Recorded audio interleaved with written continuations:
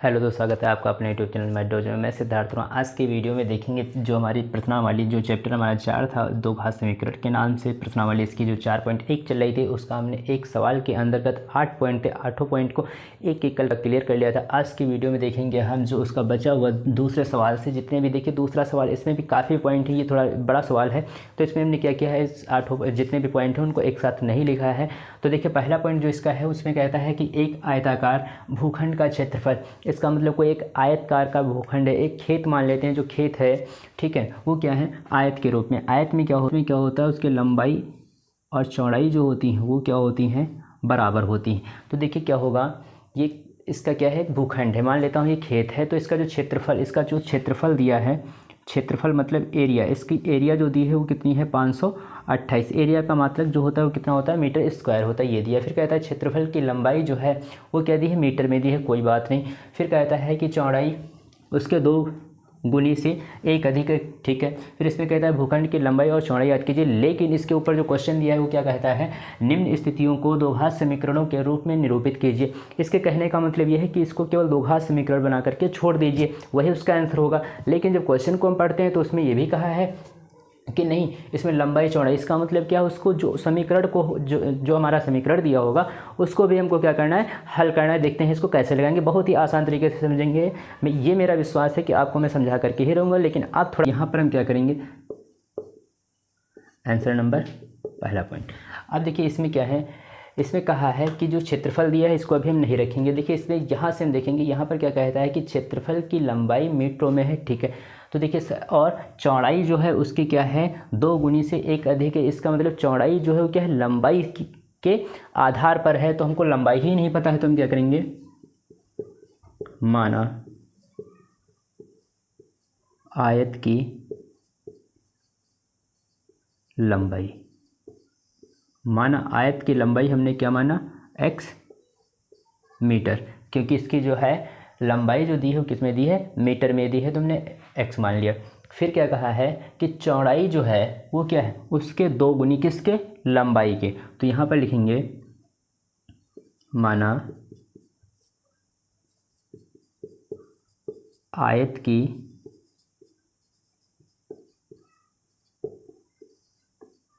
चौड़ाई बराबर। अब देखिए चौड़ाई जो है वो आयत की लंबाई से 2 गुनी से एक अधिक है। इसका मतलब कि लंबाई कितनी दी है, x दी है, तो x के 2 गुनी, इसका मतलब क्या हो जाएगा, 2x हो जाएगा। फिर क्या कहा है, से एक अधिक है, इसके मतलब क्या है, यहाँ पर प्लस का 1 हो जाएगा। ये हमारा क्या हुआ, चौड़ाई भी तैयार हो गई। जब लंबाई मीटर में है तो चौड़ाई भी मीटर में होगी। अब देखिए क्या कहा है, तो हमें भूखंड की लंबाई और चौड़ाई, इसका मतलब लंबाई जो है वो कितनी होगी, तब उसके 2 गुने चौड़ाई का जो क्षेत्रफल जो बना होगा वो कितना है, 528 है। तो देखिए यहाँ पर क्या है, तो यहाँ पर निकालेंगे हम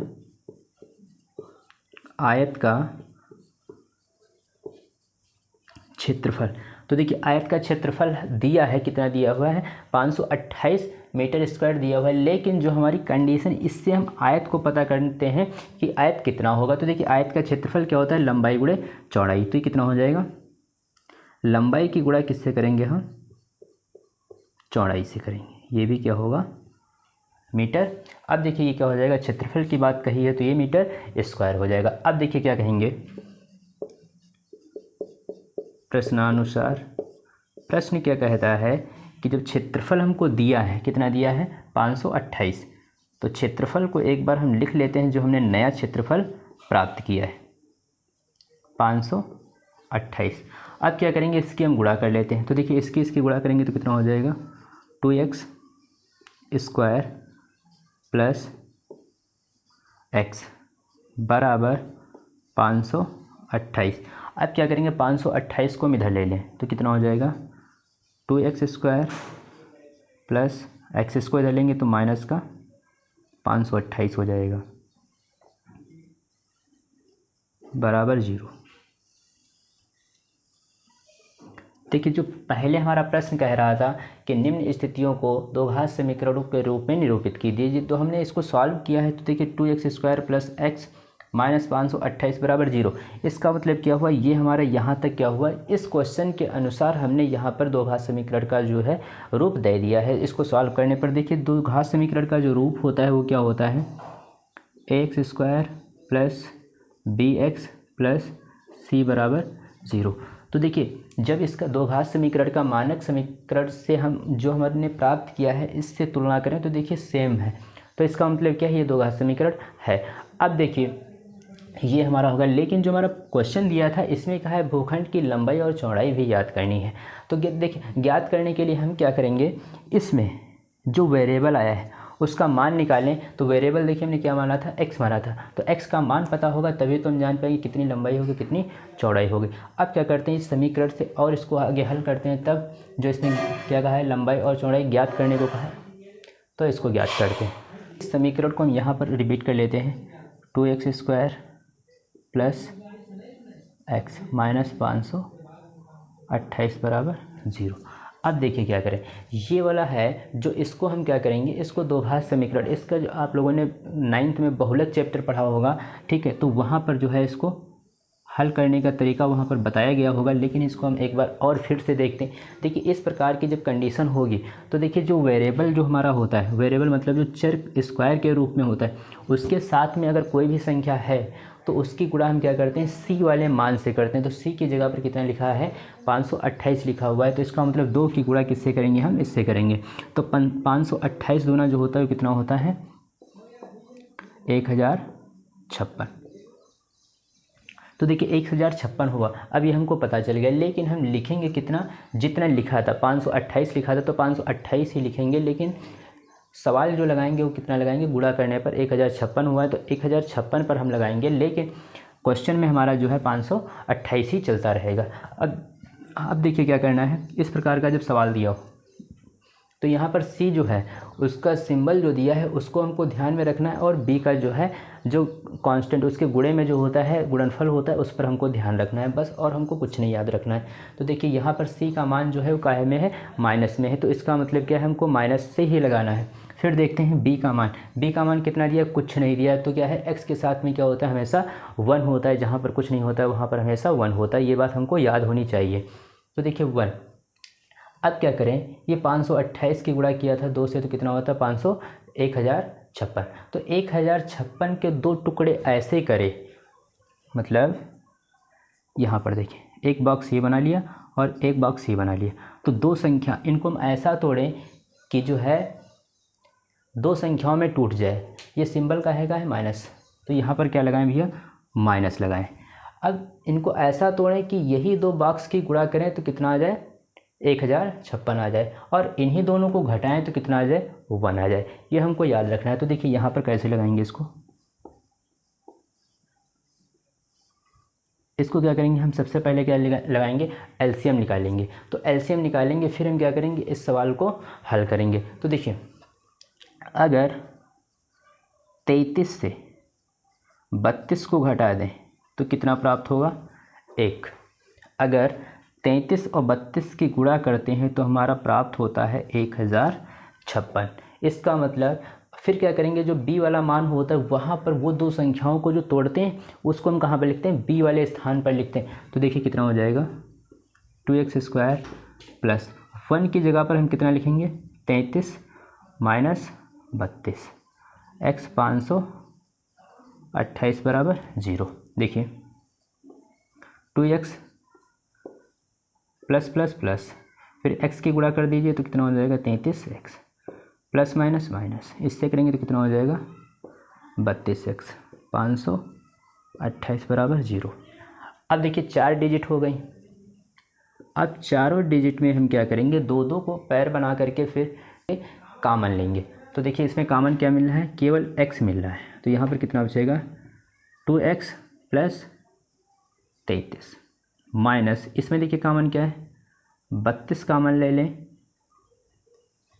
अब देखिए दूसरे वाले ब्रैकेट में थोड़ा ऐसा ध्यान रखेंगे कि यहाँ पर जो पहला ब्रैकेट में प्राप्त हुआ है उतना दूसरे वाले ब्रैकेट में ही प्राप्त होना चाहिए, वही संख्या होनी चाहिए। अगर चिन्ह जो भी है वो चिन्ह होना चाहिए, वरना हमारा सवाल जो होगा वो क्या होगा, गलत हो जाएगा। तो देखिए यहाँ पर कितना है 2x, तो यहाँ पर 2x बनाने के लिए हम क्या करेंगे, अगर 16 दूना 32 होता है, 16 कॉमन ले लें तो यहाँ पर कितना बचेगा 2x plus minus minus plus यहाँ पर 33 बराबर 0। अब देखिए क्या होगा, जो ब्रैकेट में है उनको केवल एक बार लिखेंगे 2x प्लस 33, इंटू में क्या करेंगे, जो ब्रैकेट के बाहर है उसको लिखेंगे। अब क्या करेंगे, एक ब्रैकेट को पहले 0 के बराबर रखेंगे, फिर दूसरे वाले ब्रैकेट को भी 0 के बराबर रखेंगे। तो देखिए यहाँ पर कितना हो जाएगा 2x प्लस 33 बराबर 0। 33 को उधर भेज दीजिए तो क्या हो जाएगा माइनस का 33, x का मान निकालेंगे तो 2 गुणे में इधर जाएगा तो बटे में हो जाएगा।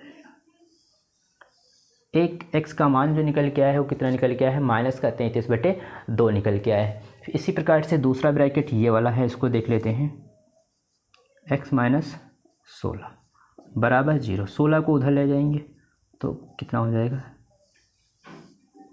तो x का मान एक निकल के आया है कि माइनस 33 बटे 2 निकल के आया है, और एक मान जो निकल के आया है वो कितना निकल के आया है 16। अब देखिए क्षेत्रफल दिया था, तो देखिए किसी की लंबाई और चौड़ाई तो माइनस में हो नहीं सकती है, तो क्या करेंगे, इसमें जो माइनस का 33 बटे 2 दिया है इसको हम क्या मानेंगे, नगण्य मानेंगे। क्या मानेंगे, नगण्य मतलब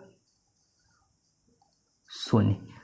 जब शून्य ये होगा तो इसका मतलब इसको छोड़ देंगे, तो x का मान जो पॉजिटिव होगा उसको हम लेंगे। तो देखिए यहाँ पर तो इसकी जो लंबाई है वो कितनी निकल के आई है 16 मीटर। अब देखिए चौड़ाई जो है तो उसमें क्या होगा, यहाँ पर देख लेते हैं, 2 x का मान कितना था 16 प्लस 1, 16 दूना 32 और 1 33।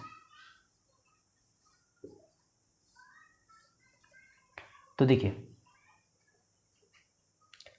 जो लंबाई जो थी वो कितनी थी 16, और जो चौड़ाई निकल के आई वो कितनी है 33 मीटर। यही हमारा क्या होगा, इसका फाइनल आंसर होगा। लेकिन ये चीज़ हमको याद रखनी कि माइनस का आंसर जो आएगा उसको हम छोड़ देंगे, क्योंकि लंबाई और चौड़ाई जो होगी वो कभी भी माइनस नहीं हो सकती। अगर माइनस होती तो ये क्षेत्रफल नहीं दिया होता, तो कभी भी माइनस नहीं होते, तो माइनस वाला मान जो है उसको हम शून्य मान करके उसको छोड़ देंगे। बचे अगर हमारा जो प्लस का मान बचेगा उसको हम क्या करेंगे, रिपीट कर लेंगे। तो x के ये मान किसका निकला था, x का निकला था, तो x की जगह पर कितना लिखेंगे हम 16 लिखेंगे। और चौड़ाई की में क्या था 2 था, x का मान 16 रखेंगे प्लस 1, तो 16 दूना 32 और 1 33, तो इसका मान कितना हो जाएगा 33 हो जाएगा। इसी प्रकार से इसका जो दूसरा पॉइंट है उसको देखते हैं वो किस प्रकार से लगेगा, और नंबर दूसरे का जो दूसरा पॉइंट उसको देखते हैं। देखिए इसमें क्या कहता है, 2 क्रमांगत धनात्मक पूर्णांकों का गुणनफल 306 है, तो हमें पूर्णांकों को ज्ञात कीजिए।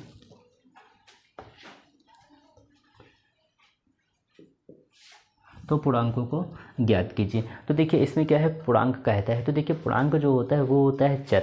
तो चर जो होता है, और इसमें कहा है कि धनात्मक, इसका मतलब कोई चर ऐसा चर लें जो धनात्मक हो, मतलब प्लस के रूप में हो। तो देखिए इसमें हम क्या करेंगे, माना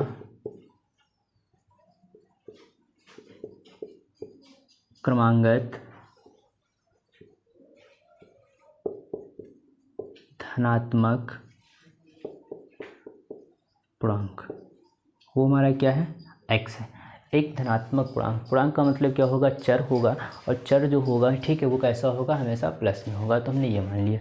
फिर क्या कहा है, 2 कहा है, तो दूसरा ठीक धनात्मक दूसरा, ये हमारा क्या है पहली, ये हमारा क्या है पहला क्रमांगत धनात्मक पूर्णांक है, और ये हमारा क्या है दूसरा। तो हम क्या करेंगे यहाँ पर, देखिए दूसरा कहेगा तो धन पूर्णांक, मतलब उसी में क्या होगा, प्लस में एक एक संख्या को हम जोड़ते चले जाते हैं। तो देखिए यहाँ पर क्या है x प्लस 1 हो जाएगा। अगर इसी में कहता 3 तो क्या करते, तीसरा जो बनता तो कितना होता x प्लस 2। इसी प्रकार जितना कहता तो x plus 2, x plus 3, x plus 4, x plus 5, इसी प्रकार से करते चले जाते। फिर इसमें कहा है कि पूर्णांकों का गुणनफल जो है वो कितना है 306 है। तो देखिए यहाँ पर क्या लिखेंगे, प्रश्नानुसार प्रश्न क्या कहता है कि दोनों का गुणनफल, तो दोनों के गुणनफल मतलब दोनों की गुणा कर लीजिए, और कितना दिया है 306 दिया है। तो देखिए गुणा कर लीजिए कितना होगा, एक्स स्क्वायर प्लस इसकी गुणा इससे करेंगे तो एक्स बराबर 306 हो गया। 306 को इधर लाएंगे तो x square plus x minus का 306 बराबर 0। अब क्या करेंगे, देखिए जो हमारा क्वेश्चन था वो कह रहा था कि दो घात समीकरण के में निरूपित कीजिए, तो हमने इसको क्या किया, दो घात समीकरण में निरूपित कर दिया। इसमें कहा, और क्वेश्चन जो हमारा दिया है इसमें क्या कहा है कि पूर्णांकों को ज्ञात कीजिए। इसका मतलब क्या है, जो पूर्णांक हमारे हमने क्या माना है, x माना है, और दूसरा क्या माना है, x+1 माना है। तो इसको हमको क्या करना है, इसका मतलब क्या है, जो हमने पूर्णांक x को माना तो x की वैल्यू हमको क्या करना है, निकालनी। तो देखिए समीकरण को यहाँ पर लिख लेते हैं, 306 बराबर 0। अब देखिए जैसे हमने पहला सवाल लगाया था, तो देखिए c का मान देखते हैं, माइनस में है, ठीक है। b का मान क्या है, 1 दिया है। तो 306 के ऐसे दो टुकड़े करें कि उनके बीच में माइनस का निशान लगाएं और घटाएं तो कितना प्राप्त हो, 1 प्राप्त हो, और गुणा करने पर कितना प्राप्त हो, 306 प्राप्त हो। तो देखिए कितना होगा, एक्स स्क्वायर प्लस 1 की जगह पर लिखें अगर 18 माइनस 17 तो कितना हो जाएगा, अगर इनकी गुणा करते हैं तो 306 भी हो जाएगा और घटाएंगे तो 1 आ जाएगा। तो माइनस का 206 बराबर 0। तो कितना हो जाएगा, एक्स स्क्वायर प्लस 18x गुणा कर लीजिए प्लस माइनस, माइनस इसकी करेंगे तो कितना हो जाएगा, 17x माइनस 306 बराबर 0। अब देखिए दो दो के जोड़े बना लीजिए। इसमें देखिए कॉमन क्या मिल रहा है, x कॉमन मिल रहा है तो x प्लस 18, यहाँ पर माइनस का 17 कॉमन ले लें तो x प्लस 18 अंदर भी बच जाएगा। अब देखिए क्या करेंगे, बराबर 0 चलता है, एक ब्रैकेट में इनको कर लेते हैं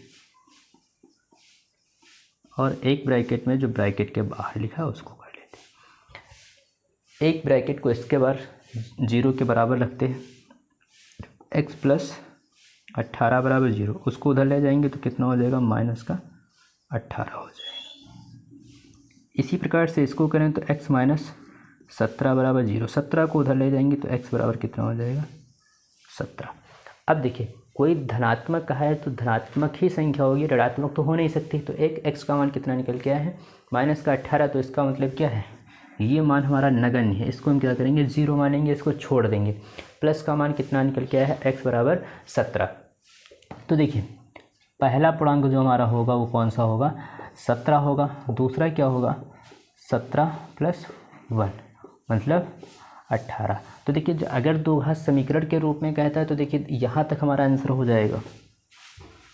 और इसमें क्या कहा है कि तो पूर्णांक ज्ञात कीजिए। तो हमने पूर्णांक माने कौन थे, पहला पूर्णांक x था, दूसरा कौन सा था, x प्लस 1 था। तो देखिए एक मान माइनस में आए तो माइनस वाला मान तो हम कभी रखेंगे नहीं, क्योंकि पूर्णांक धन पूर्णांक का है तो इसका मतलब वो माइनस में नहीं हो सकता है। तो इसको छोड़ देंगे। x का मान कितना निकल गया, 17 निकल गया। ये प्लस में है तो इसको हम रख लेंगे। तो देखिए पहला पूर्णांक कितना हो जाएगा, 17, दूसरा x प्लस 1 था तो x की जगह पर 17 रखेंगे प्लस 1 तो कितना हो जाएगा, 18।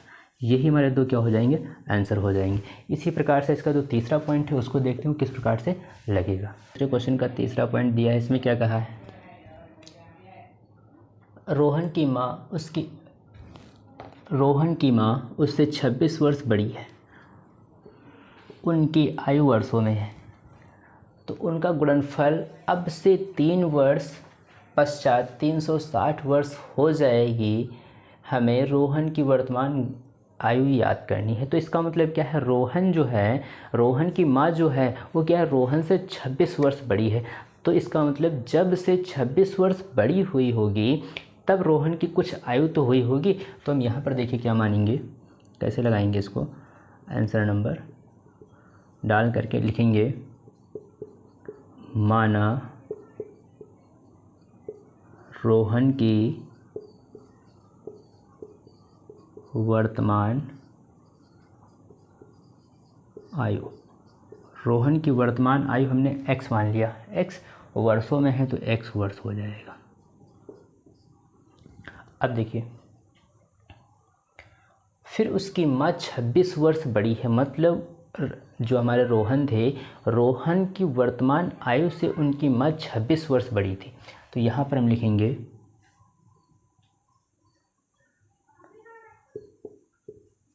रोहन की माँ की वर्तमान आयु कितनी थी? रोहन से 26 वर्ष बड़ी थी। इसका मतलब रोहन की आयु में उनकी माँ की आयु जो है वो क्या हो जाएगी? जुड़ जाएगी। तो रोहन की वर्तमान आयु हमने x मान लिया, तो उनकी माँ की वर्तमान आयु कितनी होगी? रोहन की आयु में क्या करेंगे? उनकी माँ की आयु को जोड़ देंगे, मतलब x + 26 हो जाएगा। फिर कहा है अब से 3 वर्ष पश्चात लिखेंगे। 3 वर्ष पश्चात मतलब बाद। 3 वर्ष बाद रोहन की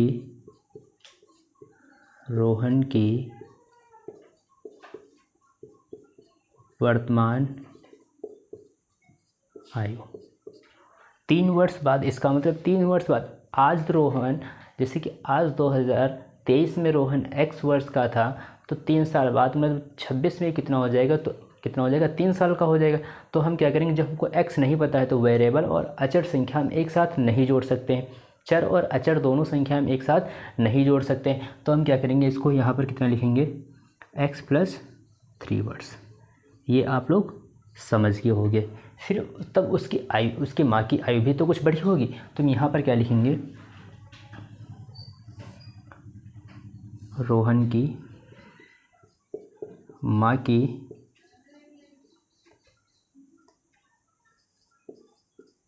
वर्तमान आयु, वो भैया पहले कितनी थी? x + 26 थी, और इसमें 3 वर्ष जुड़ जाएगा तो कितना हो जाएगा? x +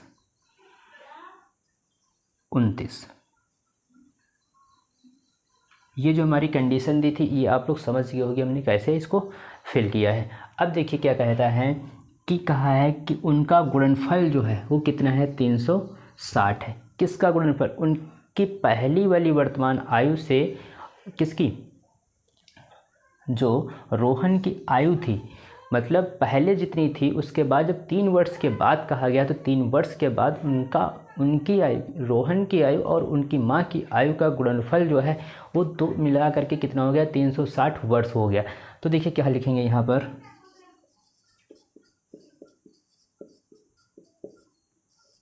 प्रश्नानुसार।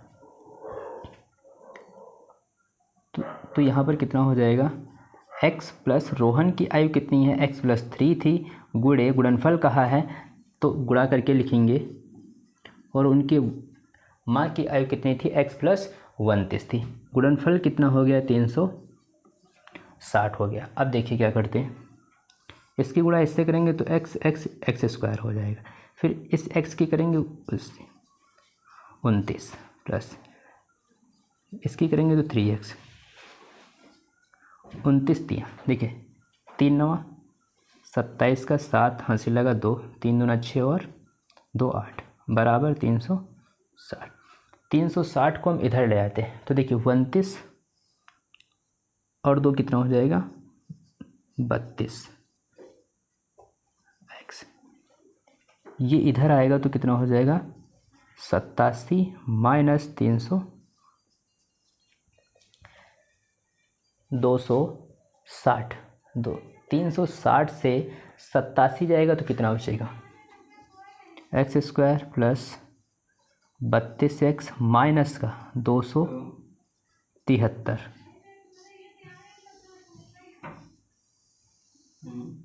ये हमारा समीकरण बन करके तैयार हुआ।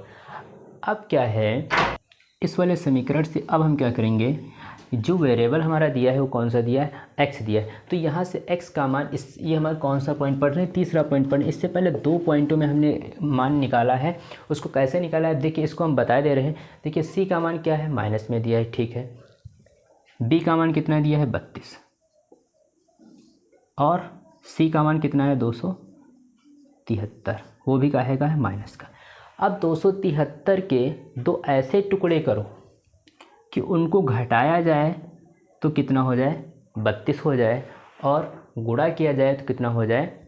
273 हो जाए। तो देखिए इनको आप क्या करोगे, इसका एलसीएम लोगे, फिर आपको पता चल जाएगा कि दो संख्या ऐसी कौन सी होंगी कि उनको घटाने पर 32 आ जाए और गुणा करने पर 273 आ जाए। आप लोग इसका आंसर कमेंट में बताओगे, इसका आंसर कितना आएगा, जो x है इसका मान कितना आएगा। अगर कोई समीकरण इस प्रकार का हो जो दिक्कत करता हो, गुणनखंड जिसके ना बन रहे हों, तो क्या करेंगे हम, श्रीधराचार्य का जो सूत्र होता है, क्या होता है, क्या होता है श्रीधराचार्य का सूत्र, -b plus minus under root B square minus 4ac बटे 2a। इस सूत्र से ब्रह्मांड का कोई भी दो घात समीकरण का सवाल हो, इससे उसके मूल जरूर निकल आते हैं। मूल मतलब जो x जो वेरिएबल दिया होगा उसका मान हम यहाँ से बहुत ही आसान तरीके से निकाल सकते हैं। तो इसमें देखिए a b c, केवल a b और c तीन मान हमको क्या करने हैं, पता करने हो। वो हमारे समीकरण जो दिया वहीं से पता कर लेंगे। तो देखिए पहला a होता है, जो स्क्वायर के साथ होता है वेरिएबल वो a होता है, और जो बिना केवल वेरिएबल होता है, स्क्वायर नहीं होता, वो b होता है, और जिसके साथ वेरिएबल नहीं होता है वो c होता है। तो देखिए अगर यहाँ पर a का मान लिखना चाहे तो कितना है, स्क्वायर के साथ में कुछ नहीं तो 1 हो जाएगा, b के साथ में कितना है, प्लस का 32, c के साथ में कितना है, माइनस का 273। तो या तो हमने जो है इस प्रकार से जो बताया है, इस प्रकार से आप लोग बता सकते हो इसका आंसर कितना आएगा। अगर इस प्रकार से आप लोगों को कठिन लगता है तो इस प्रकार से भी बता सकते हो, इस सूत्र में रख करके इसका आंसर कितना आएगा। आप लोग कमेंट में बताइए इसका आंसर कितना आएगा। अब इसी प्रकार से इसका जो चौथा पॉइंट है उसको देखते हैं वो किस प्रकार से लगेगा। क्वेश्चन नंबर 4 है, इसमें क्या कहता है कि एक रेलगाड़ी 480 किलोमीटर की दूरी एक समान चाल से तय करती है। फिर कहा है यदि इनकी चाल 8 किलोमीटर प्रति घंटा कम होती है तो वह उसी दूरी को तय करने में 3 घंटे अधिक लेती है। हमें रेलगाड़ी की चाल याद कीजिए, रेलगाड़ी। अब देखिए हमको क्या करना है, इसमें हम मान लेते हैं, इसको देखिए कैसे लगाएंगे, माना रेल गाड़ी द्वारा एक समान चली गई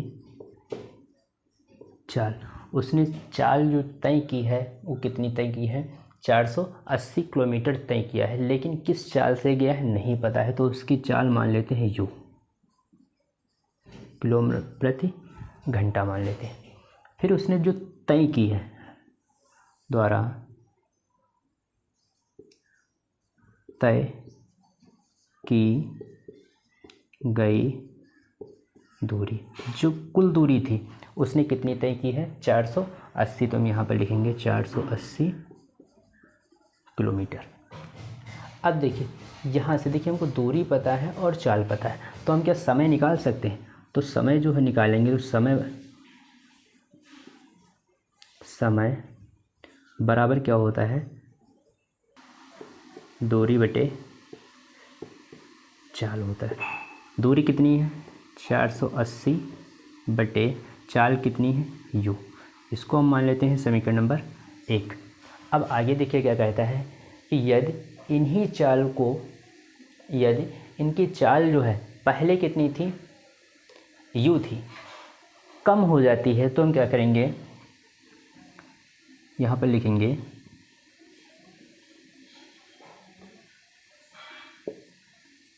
रेल गाड़ी की चाल, ये हमारी जो है इसको मान लेते हैं सेकंड स्थिति, और ये हमारी कौन सी है, फर्स्ट स्थिति मान लेते हैं। तो देखिए सेकंड स्थिति में रेलगाड़ी की जो चाल है वो क्या कहता है, इनकी चाल 8 किलोमीटर प्रति घंटा जो है वो क्या होती, कम हो जाती। मतलब किसमें, इसमें जो पहले थी उसमें, तो उसकी चाल कितनी हो जाएगी, कम कहता है, तो u माइनस 8 हो जाएगा किलोमीटर प्रति घंटा। अच्छा, दूरी जो है वो हमारी क्या रहेगी, उसी दूरी को तय कर रहा था, जो ट्रेन थी वापस जो है उसी दूरी को जो तय कर रही थी, तो दूरी तो हमारी उतनी ही थी, ठीक है। कितनी तय की थी, 480 वही थी, तो दूरी हमारी जो रहेगी वो क्या रहेगी, दूरी बराबर 480 किलोमीटर। अब देखिए यहाँ से दूसरी स्थिति का भी हम क्या करेंगे, समय निकाल लेते हैं। तो समय बराबर क्या होता है, दूरी बटे 4। दूरी इसमें कितनी है, और चाल जो दी है वो कितनी है, u माइनस 8। इसको मान लेते हैं हम समीकरण नंबर 2। अब क्या कहा है कि तो वह उसी दूरी को तय करने में 3 घंटे अधिक लेती है, मतलब उसने 8 किलोमीटर प्रति घंटा कम, उसने मतलब अपनी चाल जो है उसको भी कम किया है, और समय कितना लेती है, 3 घंटा अधिक लेती है। तो देखिए हम इसको कैसे लगाएंगे, तो देखिए अब क्या करेंगे, दूसरी वाली स्थिति को पहली वाली स्थिति से क्या करेंगे, घटा देंगे। तो देखिए क्यों, क्योंकि यही वाली स्थिति जो है इसको तय करने में 3 घंटा अधिक समय लेती है, तो हम क्या करेंगे, दूसरी वाली स्थिति को क्या करेंगे, पहली वाली स्थिति से घटा देंगे। तो देखिए हमारा क्या हो जाएगा, 480 बटे u माइनस 8 माइनस 480 बटे u बराबर कितना समय अधिक लेती है, 3 घंटे। तो बराबर में कितना रहेगा, 3 रहेगा। अब देखिए क्या करेंगे, इसका हम क्या करें, हर बराबर कर लें। तो देखिए यहाँ पर क्या है, u माइनस 8 है, तो इसको क्या करें हम, u माइनस 8 से गुणा कर दें।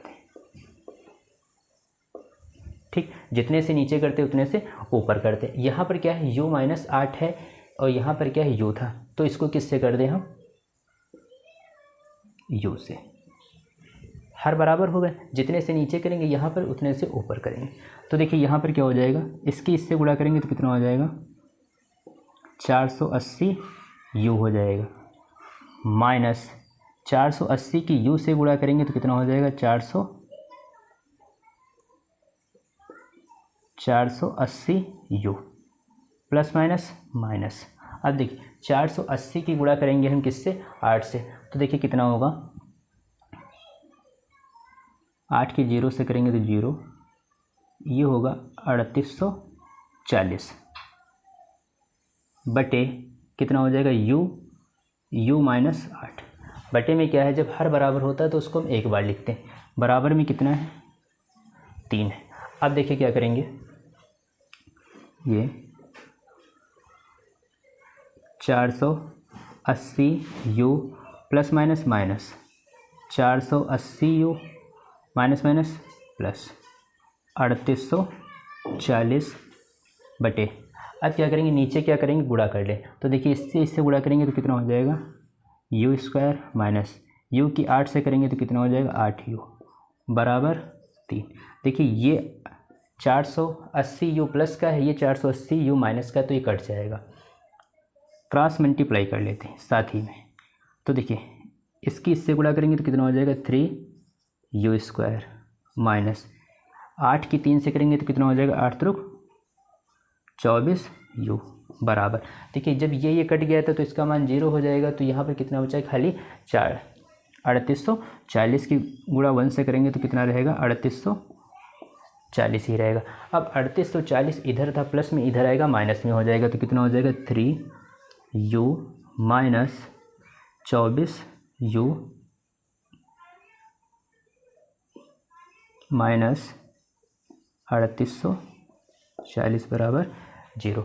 अब देखिए अब क्या करें हम, अगर इसमें से 3 कॉमन ले लें तो देखिए 3 कॉमन ले लेंगे तो कितना बचेगा, केवल u स्क्वायर बचेगा, और यहाँ पर कितना बचेगा, 8 त्रिक 24, तो 8u माइनस, इसका मतलब यहाँ से कॉमन लेंगे तो कितना बचेगा। अब देखिए 3 को हमको क्या करना है, इससे काटना है। तो देखिए हम यहाँ पर देख लेते हैं, 3840 को अगर 3 से काटें तो कितना होगा, 3 एकम 3, 3 दूना 6, यहाँ पर कितना बचा, 2, यहाँ पर बचा 2, तो यहाँ पर कितना होगा, 24, 3 8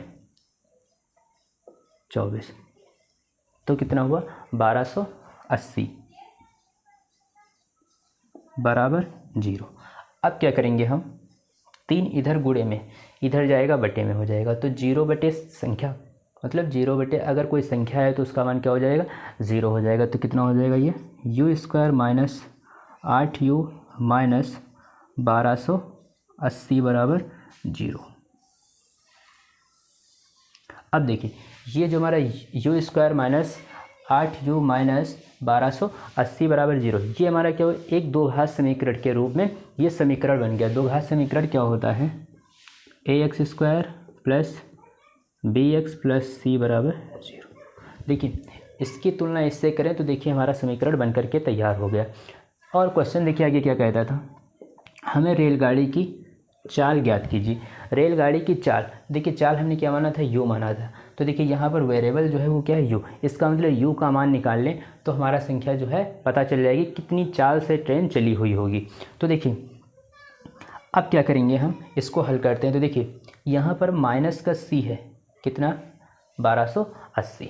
तो यहाँ पर देखिए माइनस का 1280 और यहाँ पर क्या है b, मतलब जो वेरिएबल के साथ जो स्क्वायर नहीं है उसके साथ जो संख्या दी है वो कितनी है, 8 है। अब देखिए क्या करें, माइनस, अब 1280 के ऐसे दो टुकड़े करें कि यहाँ पर देखिए माइनस लगा होगा तो उन्हीं टुकड़ों को घटाएं तो कितना प्राप्त हो, 8, और उन्हीं दोनों की गुणा करें तो कितना प्राप्त हो, 1280। अगर प्लस होता तो उन्हीं दो संख्याओं को जोड़ने पर 8 प्राप्त होता और गुणा करने पर 1280 प्राप्त होता। तो ऐसी कौन सी दो संख्या होंगी, देखिए अब देखिए क्या करेंगे, 1280 के हम गुणनखंड कर लेते हैं तो हमको पता चल जाएगा। देखते हैं यहाँ पर 1280, 2 से काटिए 6, 640, फिर 2 से काटिए तो 320, फिर 2 से काटिए तो 160, फिर 2 से काटिए तो 80, फिर 2 से काटेंगे तो 40, फिर 2 से काटें तो 20, फिर 2 से काटें तो 10, फिर 2 से काटें तो 5, फिर 5 से काटें तो 1। ये हमारा क्या हुआ, इसका एलसीएम लेंगे तो हमारा इस प्रकार से तैयार होगा। अब देखिए ये जो हमारा बाहर संख्या लिखी, इन्हीं से हमको पता करना है कि ऐसी दो संख्या कौन सी होंगी। तो देखिए 5 दूनी 10, दूनी 20, 20 दूना 40, थोड़ी गुणा करके हमने लिख लिया। अब ऊपर से देखते हैं, 2 दूनी 4, दूनी 8, दूनी 16, दूना 32।